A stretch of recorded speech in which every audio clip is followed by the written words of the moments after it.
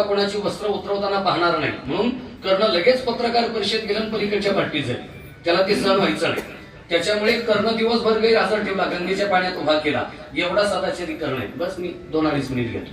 हे तुम्ही खुणवण्यापर्यंत वेळ माझ्यावर येणार नाही, तेवढी समज माझ्याकडे आहे. पण आता ह्या विषय जर अर्धवट राहिला तर तो घोटाळा होऊन जाईल. अर्धवट सिद्धांत राहू नये. आणि अशोकरावांचं मी जेवढ्या वेळा साकोऱ्याला आलो बोलायला तेच असायचे, आणि ते प्रत्येक वेळी मला सांगायचे कावळा शिवेपर्यंत बोला. आज काय अडचण आहे? 1-2 मिनिट फक्त सिद्धांत मी सांगतो आणि आपली रजा घेतो. हा विवेकी नाही, हा अविवेकी आहे, हा अविचारी आहे. द्रोण त्याचा पोरगा जो अश्वत्थामा आहे तो अविचारी आहे. पण तुम्हाला जर आठवत असेल आणि काल्याची कीर्तनं जर तुम्ही अनेक ऐकली असतील तर कंसाने देखील पहिला पोरगा पाठीमागे दिला होता.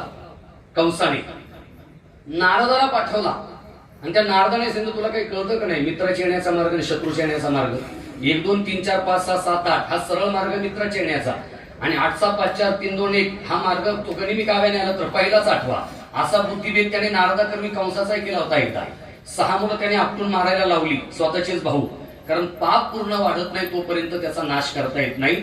याने अश्वत्थाम्याला सेनापती बनवलं. त्याच रात्री त्याने रात्रीच्या वेळी 5 पांडवांची मुलं मारली. नियम असा होता त्या कॉन्स्टिट्यूशन मध्ये, त्या संविधानामध्ये, की किमान युद्ध रात्र झाली, दिवस मावळला की युद्ध बंद.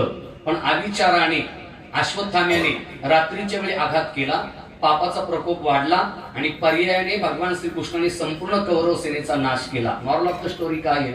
आता याने सल्ला दिला नाही का, पण तो सल्ला हा त्याच्या व्याहाच्या म्हणजे दुर्योधनाच्या पथ्यावर पडला नाही, त्याच्या नाशाला कारण पडलं. जे परमेश्वर कृपा करतो, तो मागणी पूर्ण करतो, तो सल्लाही देतो, त्याने आपलं भलंच होईल याची खात्री नाही. पण एक तरी उदाहरण आहे का, मला संपवायचं आहे, एक तरी उदाहरण आहे का की मी तुकाराम महाराजांचा सल्ला ऐकला. मार्ग दावणी गेले आधी दयानिधी संत ते तेनीची पंते चालू जाता नपडे गुंता कोटी काही. मी ज्ञानेश्वर महाराजांचा सल्ला ऐकला बुवा, मला राजीनामा द्यावा लागला.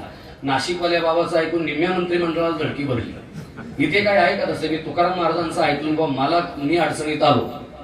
मी ज्ञानोबारांचं ऐकलं, मी अडचणीत आलो. असं एक तरी उदाहरण आहे का? आणि म्हणून कृपा करणारा एकमेव वर्ग जर कोणता असेल तर त्याचं नाव आहे संत. तुम्ही संत माय बाप कृपावंत कायमी पतित कीर्तिवाणू.